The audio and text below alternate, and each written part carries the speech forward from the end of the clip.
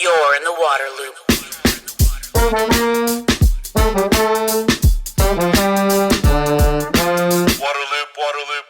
Welcome to Waterloop, the podcast helping water leaders to discover solutions and drive change. I'm the host, Travis Loop. This episode comes to you from the Reservoir Center for Water Solutions in Washington, D.C., where Waterloop is a media partner. Flooding is no longer just a coastal problem. It's impacting communities nationwide with both devastating and costly effects. The solution requires resilience planning, infrastructure adaptation, and community involvement to effectively address flood risk. In this episode, Melissa Roberts of the American Flood Coalition discusses the increasing frequency and impact of flooding across the U.S. and the need for innovative, community-focused solutions. Melissa also discusses the role of nature-based infrastructure, watershed-based planning, and data-driven policies in building long-term flood resilience. Well, it's very timely that we sit down for this conversation. My community in Wilmington, North Carolina just got hit with this crazy rainfall. Thankfully, not my house, but just 5 miles away, they got 20 inches of rain in 12 hours, Carolina Beach in North Carolina. Devastating impacts. So glad to be talking about flooding here with you today. Can you talk about the flood challenges in the U.S. right now, just kind of generally, the impacts that communities are facing? Yeah, of course. And what's unfortunate is the story you're telling is happening all over the country in the types of communities where you can't even see water, but you're seeing a foot of water, like you said, come down instantly. And it's really about the personal impact, right? Someone's basement gets flooded. That could be $10,000 or $20,000 they don't have. They could be living in a home with mold. Their kids could end up developing asthma. These are really personal impacts, and we're seeing them play out all across the country in communities that might have 30,000 people, a mayor that's part-time, has a full-time job, they have one engineer, they don't have a grant writer, they don't have a GIS specialist, and all of a sudden they're on the front lines of one of the hardest challenges we've ever had to tackle as a nation without a lot of support. Wow.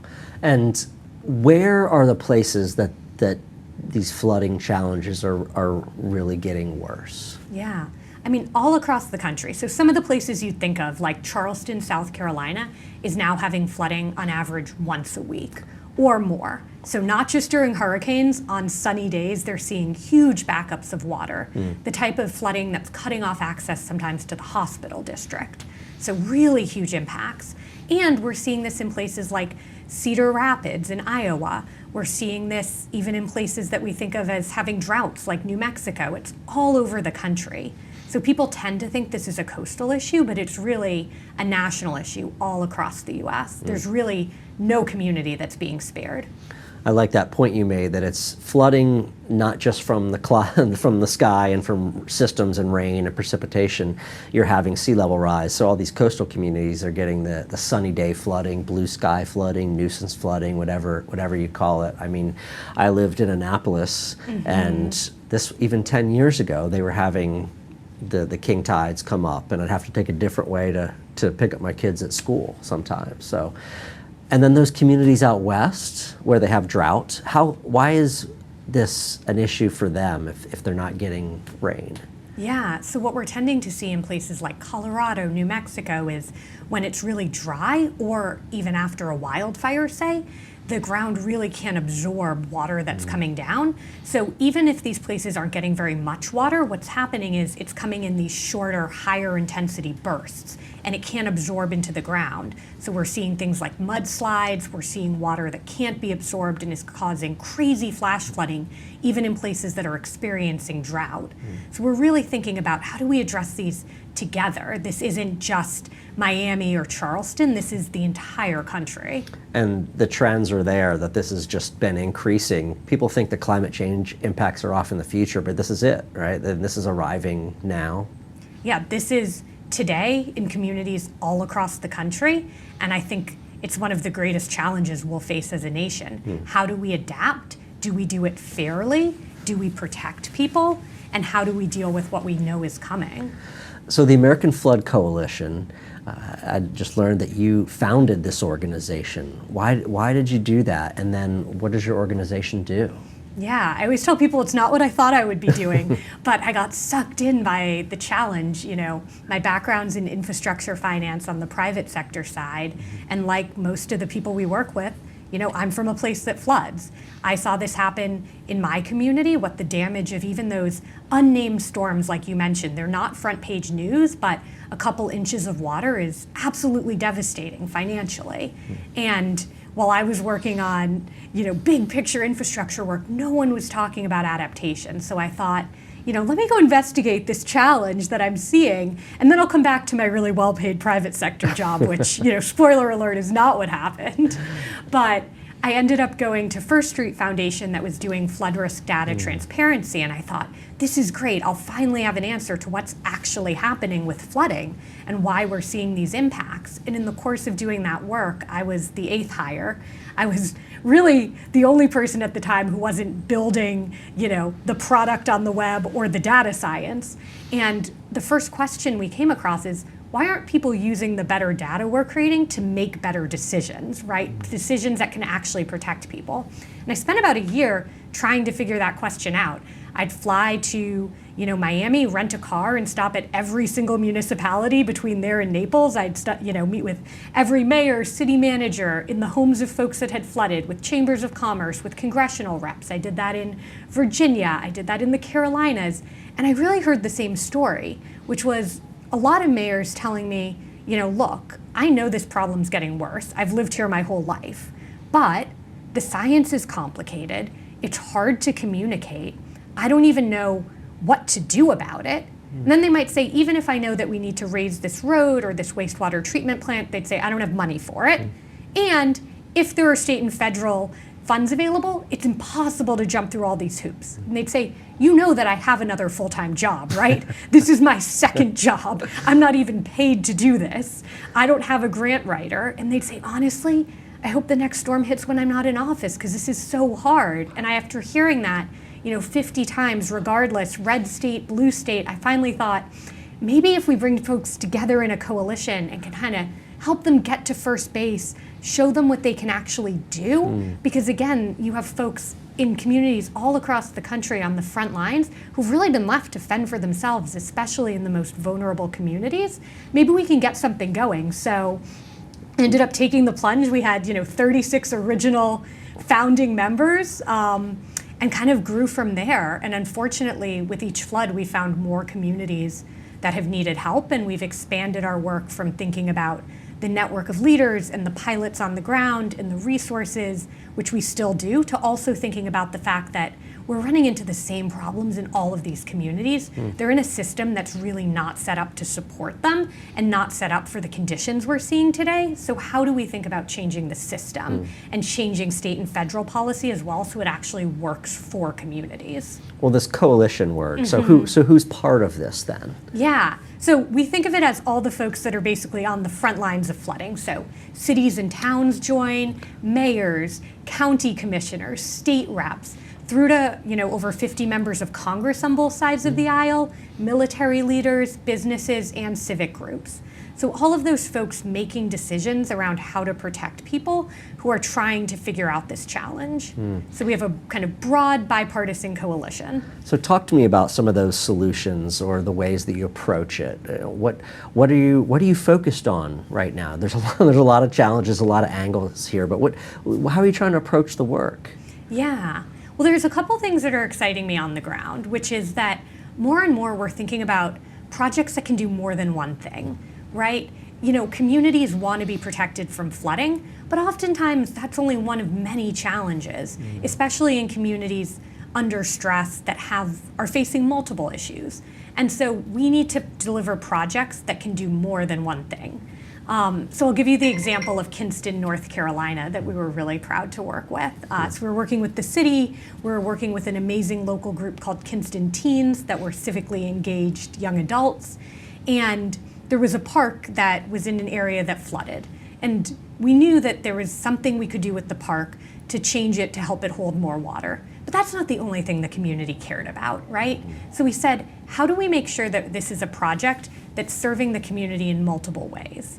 And we know that if you try to host a public meeting, you're not going to hear from all of the community. You're going to hear from a small subset that has the ability to leave work and show up at 6 p.m. and doesn't have childcare duties and all of those other things. So we actually work to host, a little kind of street festival at the park, right? Food, games, something that actually attracted people in the neighborhood. And then we gave people Monopoly money. And we actually let them vote with their Monopoly dollars to say, what do you want this park to do?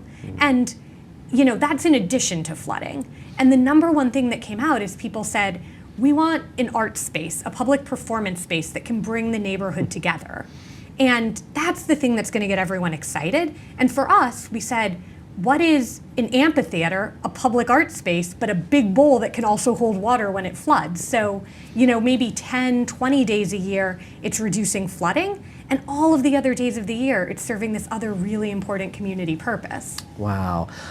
I've seen that kind of thing around the country as I've traveled around, and it makes so much sense. I think Europe has kind of been ahead of the curve, or ahead of us, as far as that goes, right? Like, have these spaces that can be green spaces, be public spaces, and if a flood comes, it's okay if water goes there and sits there for a while and then makes its way out, right?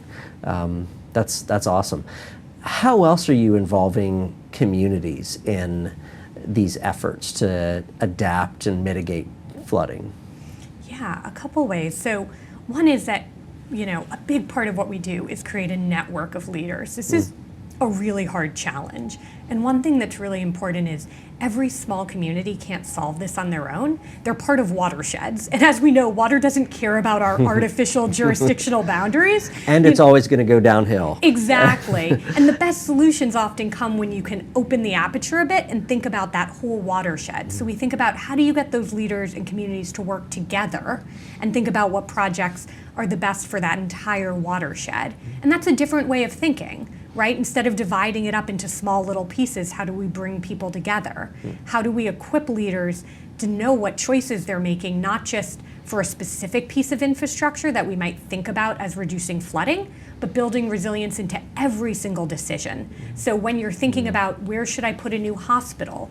You don't want it to be somewhere that we already know floods. When you're thinking, where's the new library? How high does this bridge need to be? It needs to be in all of those decisions. So that's one part of how we help folks. And another big part is thinking about, how do we take the experiences of local communities and make the policies actually reflect and help them with that?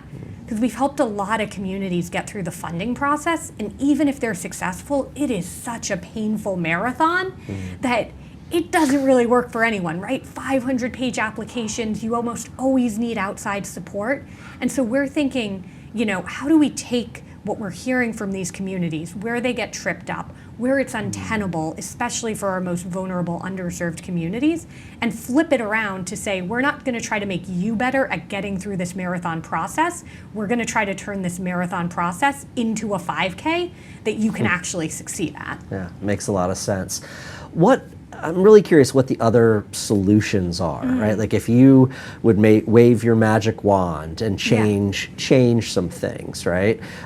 You gave an example of like specific types of projects you can do on the ground, right, to adapt to and handle floodwaters. But what else, needs to change, should change, is an opportunity?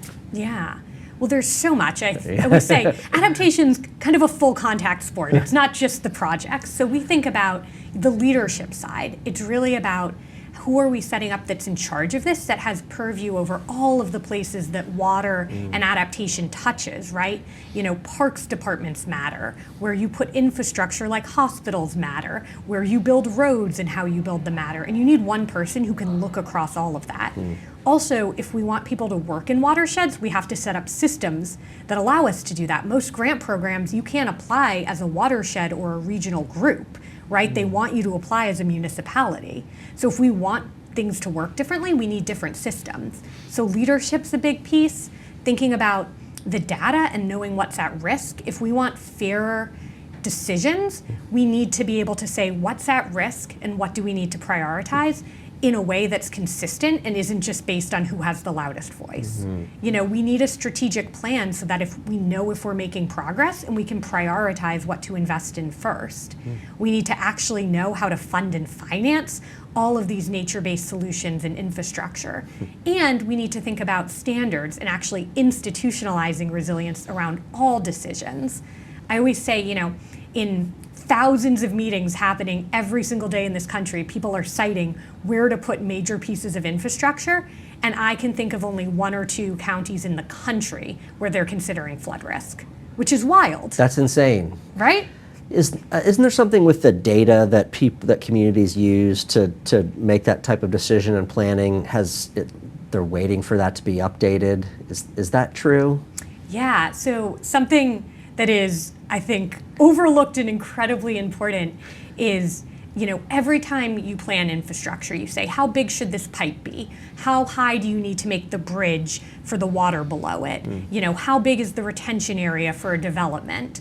Those all are based on, you know, modeling and data sets around what we think rainfall is going to look like in the future. And right now, what people are using is called Atlas 14 that comes from NOAA. And it's based on looking backwards and what's happened historically. Unfortunately, we know that's not true. If what happened historically was happening now, we wouldn't have places that had 3 500-year or 1,000-year events in 3 years. Right. So we know that what's happening now and in the future is going to be different. And this new data set, Atlas 15, is thinking about future rainfall, which we need because we're building infrastructure that's supposed to last for 50 years with, you know, modeling from 50 years ago. So we're off by a massive factor, and that's not out yet. And so as we're spending all of this money from the bipartisan infrastructure law and IRA, we don't have that accurate data to make sure that the infrastructure we're putting in is actually going to be future-proof and last as long as it's supposed to. And that is a huge problem. Is there an expected timeline for that Atlas 15 to get put out there? Preliminary data is supposed to be out in fiscal year 25. It's something we've been pushing very hard on to make sure that folks are ready to implement it and it's coming out quickly. But this is the type of thing that gets overlooked but is referenced in every planning manual, every design, and it's really critical that we're on top of making sure that the infrastructure and projects we're invested in can actually perform. The bipartisan infrastructure law and these other federal funds that have come down the past few years, I'm familiar with how they have impacted and will impact the water kind of utility space, that infrastructure, drinking water, wastewater, et cetera. What's the impact on the flood scene of those funds and laws? Yeah, so this is the biggest infusion of money we've ever gotten in the adaptation space writ large. And so this is incredibly important. At the same time, it's a teeny fraction of a sliver of the money that got invested in everything else. So it is nowhere near sufficient, but still, we're really happy. We're talking about, you know, $50 billion plus that we didn't have before. And so this is making a huge difference to communities across the country. It's really important. It's getting at some of the most critical needs communities have. But again, it's not enough, and we're also seeing it come out in some ways that you wouldn't think about. It's not just showing up in, you know, funds for specific new projects, but it's things like in the surface transportation funding, which is paying for all of the typical transportation infrastructure you see all across the country, massive funding program. You know, they added in resilience as an eligible use. So that means you can now use that money for projects that have a resilience purpose. Now, it's a may, not a shall, but it's a really good start. Yeah, absolutely. Do you have any other examples of like local mitigation efforts that jump out and that are some of the favorites and are good to see replicated across the country? Yeah, I think this space is rife with innovation and people don't always recognize that. So one thing I am really excited about is some of the work we've been doing in places like Iowa, thinking about the ability of farmers to be part of the solution to flooding. So we have 2 pilot sites in Iowa looking at multi-cropping, so planting a second crop alongside your cash crop. And that doubles the root system. And up until now, there's a lot of reasons multi-cropping is great. But up until this pilot, we had never been able to measure what does it actually do for flooding. And we just got some of the data in from Flolo farms in Northeast Iowa. And what we're seeing is it actually reduces the water flowing off the farms by half. So half as much water is leaving the farm. We're holding more water there. That has huge water quality benefits. It has huge benefits to reduce flooding. This is an amazing solution because you think about these states where we don't have a lot of options. They're flat. We're using the land. We want to keep working land in production, but we have this ability for farmers to be part of the solution and also to improve soil health, to have a secondary crop they can sell and raise incomes. So it's really a win-win that we don't always see, and it's incredibly innovative. And what strikes me is also, a lot of times when you think about this flooding problem, you're thinking of in the urban context or the suburban context, right, where there's pavement and streets and all this kind of thing. But this is an issue in rural communities, in the countryside, and what happens there literally trickles down too. It's so fascinating. Yeah, and there's a huge potential to think about, following the water to where it starts. If we can start upstream and hold more water there, that's way more effective than trying to build more levees in Louisiana. If we can start at the top and hold more water. And so working lands and farmers are a huge part of the solution there. We want to keep that working land working. We know that we need, those farmers to feed our nation, but there's things we can do that can have these huge benefits. And often, we think about trade-offs, but this really can be a win-win, and that's what we see with a lot of the other projects on the ground. We can create community benefits, green space, cleaner water, and reduce flooding. When I think about flooding, I do think about the role of policy, government policy, at all levels, really, right? Federal, state, local. What are the opportunities to help with this flooding problem in the policy space? Yeah, this is huge because if we don't think about the policy and changing the system, we're just setting up, especially our most vulnerable communities, to be banging their heads against the wall. It's a really tough process.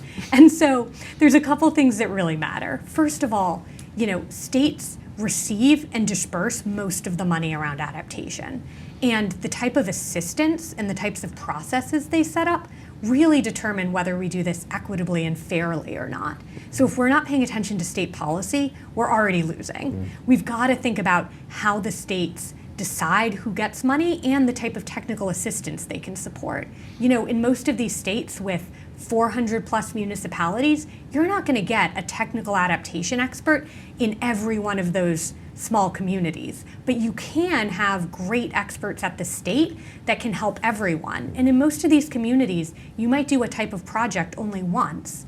And so you don't always want to be on the back foot figuring it out for the first time. If you have someone at the state who's now done this 20 times and can help figure out some of those pitfalls and guide communities, you're in much better shape. States are also a place where if we want to work at the watershed level and bring people together, you need to be doing that at the state level, and you need to be setting it up so that those regional entities can think about data and what's at risk, can apply for funding, can work together and get support as a regional entity. So it's incredibly important. And we've seen a lot of great strides. We've seen a lot of states creating chief resilience officers or resilience offices. We've seen states putting a lot of money into this. I mean, Florida alone has now put over $3 billion into resilience just in the last 4 years into projects that are all across the state. North Carolina is investing in an innovative pilot to look at a whole region around the Noose area and think about it as one unit and bring the community in to think about what solutions could benefit that whole area. So we're seeing a lot of great progress at the state level. That's good. That's good. So kind of looking forward almost, what are some of the innovations that you're excited about? What are what might the future bring when it comes to addressing flooding? Yeah, I think there's a lot to be excited about. This is a hard challenge, but it's forcing us to be creative. A couple things I'm really excited about. One is the role that technology can play. I think we overlook how difficult it is for communities to recover after flooding and how much of that is a self-inflicted wound. We've taken people at the worst moment of their life, some of whom have lost everything, have lost their homes, and we often make that a 4 to 5 year process to get made whole again. And for the communities, it can often take 4 to 5 years to get public assistance and be able to rebuild schools, rebuild roads. And in that process, we've made this incredibly bureaucratic and difficult, and that's not right. We don't want children to be going to schools that have water damage and mold. We don't want people to be moving away from the places they love because they can't be rebuilt. And so what can we do? We can flip this on its head. We now have the technology and could be deploying it to really do a rapid, use satellite technology, use AI to quickly look at what damage has been done and do a quick assessment and get at least 90% paid really quickly and get those communities back on their feet. So that's the type of thing that we're looking at to really leapfrog this process. Instead of necessarily sending out damage adjusters with their clipboards and starting this 4 or 5 year process in which many people are still paying a mortgage, they don't have a place to live. What if we just said that's unacceptable? We're gonna make this a 2-month process where we use technology to get 90% of the way there, and then you can file a claim for what's left. That's what we mean when we say we've got to go from this marathon that's a slog to a 5K that people can actually get through. So to me, that's really exciting that we have this technology, and I'm excited about that. I'm also really excited about the potential for nature-based solutions. We've really seen a deep understanding of the ways that nature can help solve these problems, and we've seen the quantification of that so that we can now apply for funds and use it. We've seen that if you make room for the river, you don't necessarily need to build up a bunch of flood walls and infrastructure to keep water in a really narrow path. You can know that there are going to be times that it expands and build that into your plans. You might build parks alongside a river that are meant to be flooded, right? That's the mark of, I think, really innovative design that we're excited about, is thinking about how do we design with nature, knowing for what's coming, instead of pretending that we can control every single aspect of every drop of water, because that's a losing battle. That's really hard, right? Yeah, controlling the weather is a whole nother challenge. Yeah, absolutely.